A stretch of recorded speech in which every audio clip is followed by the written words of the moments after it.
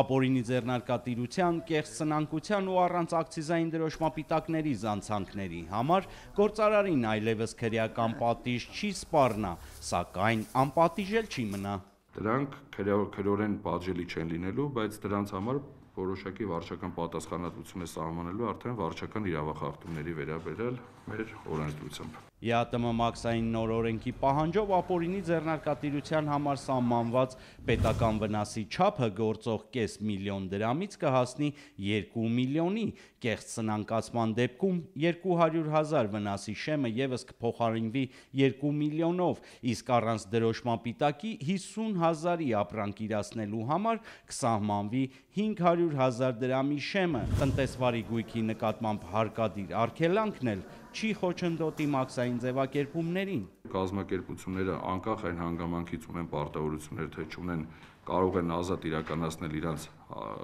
ձևակերպումները մաքսային մարմիններում։ Պարսից ծոցից Հայաստանով Վրաստանի նավահանգիստներ գնացող ապրանքների համար մաքսային ձևակերպումները կկրճատվեն, կգործի տեղեկատվության միասնական համակարգ։ Որոշ ապրանքատեսակների մասով, որոնք որ չեն դիտվի ռիսկային այս 3 պետությունների կողմից, դրանց մաքսային ձևակերպումները կլինեն մեկ վայրում, այն էլ առցանց։ Բիզնեսի խոչընդոտները վերացնող փոփոխություններից գործարարները կօգտվեն ապրիլի վերջից։ Վահե Կոստանդյան, Վաչագան Պետրոսյան, օրակարգ։